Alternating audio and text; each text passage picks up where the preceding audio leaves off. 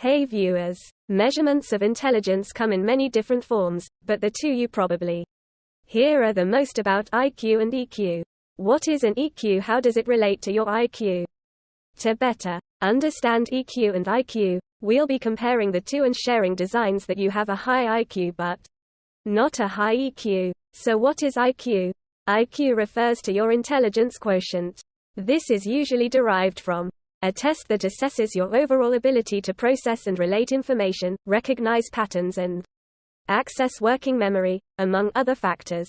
IQ is generally thought to be influenced primarily by genetics but can increase or decrease slightly based on certain factors. Hate having your intelligence measured during those timed tests. It can be pretty stressful, but if you're discouraged by your IQ score, perhaps you have a higher EQ score instead.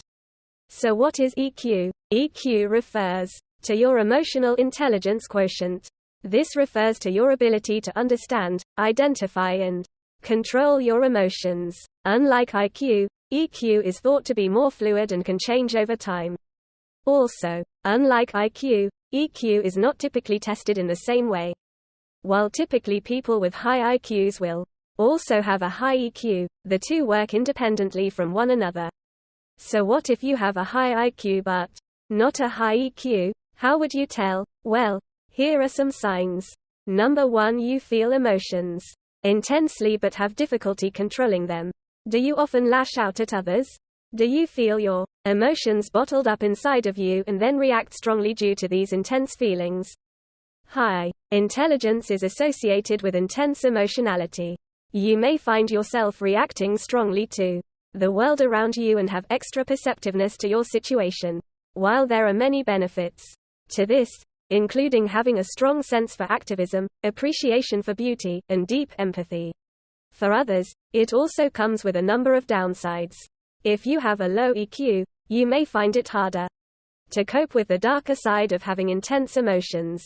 Emotions can overwhelm you and you may have difficulties managing them, which can lead to you lashing out at others, turning to substances, or finding some other unhealthy way to cope with your situation. Number 2, you're a high achiever and a perfectionist. Do you hope to accomplish great things? Are you a perfectionist? Highly intelligent people often achieve a lot and with ease, especially if you are in an environment that allows you to grow. While high achievement is not necessarily a requirement for all highly intelligent people, they often find that their gifts and unique abilities can drive them to do great things. However, if you have a low EQ, you may find yourself getting caught up in the small details as a perfectionist. Perfectionism can slow your productivity, stress you out and make you difficult to work with. Working to ease this tendency can make projects flow more peacefully, quickly and collaboratively. Number 3, you struggle with relationships. What do your relationships look like? People with high IQs often report difficulties in their relationships. You may find yourself feeling misunderstood, overlooked, and having a hard time relating to others. EQ can play a factor in this as well. People with low EQs tend to have similar issues and may find themselves further struggling with empathy, keeping a two-way conversation, and maintaining a connection to others. Number 4, you procrastinate. Do you procrastinate? Procrastination is generally associated with having a high IQ, not necessarily out of laziness, but as a way to take the time to consider ideas before jumping in. Additionally, having a higher IQ can mean the riskiness of putting something off is less than what someone else may struggle with. However, procrastination is also associated with having a lower EQ. This can be attributed to the added stress in delaying an important task, which can be counterproductive in some circumstances. Number 5, you work hard but neglect self-care. Highly intelligent people tend to care a lot about the projects they're working on and can tirelessly pursue them. However, with a low EQ, you may find that producing a solid product can come at the expense of your physical and emotional well-being. You may work late into the night on an assignment while skipping meals and sacrificing sleep. Finding ways to balance your hard work and self-preservation will be beneficial to you and your projects, so it's best to work on that assignment now with a snack rather than later, unless it's already way past your scheduled bedtime. Number 6. You're impulsive. Did you know that there is a correlation between impulsivity and a high IQ? The same can be said about having a low EQ though. While people with a high IQ can be incredibly methodical, at the same time they may find themselves jumping into situations and winging it. This type of risky impulsive behavior can come with a plethora of consequences that seem counterproductive. Having a low EQ can also contribute to similar behaviors.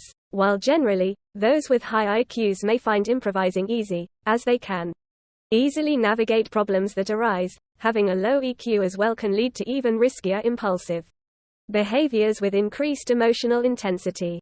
Having a low EQ in this area can lead to risk-taking behaviors involving substances and jumping head first into situations without thinking about potential consequences. So do you think you have a low EQ? High IQ? Are those timed parts on the IQ test so stressful that you can't seem to think or answer correctly? Feel free to share your thoughts in the comments down below. High IQ or not, at least we can work on your EQ too. I'm guessing those tests aren't as common. Some do exist though, and some are not timed. Do remember that while generally having a high IQ is associated with a high EQ, this is not always the case.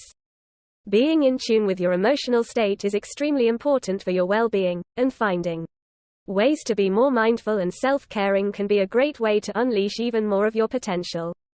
We hope you were able to find this video insightful, and we encourage you to share your thoughts in the comments below. If you enjoyed this video, don't forget to click the like button and share it with someone who might find it interesting. Subscribe to our channel and hit the notification bell icon for more content like this. As always, thanks for watching.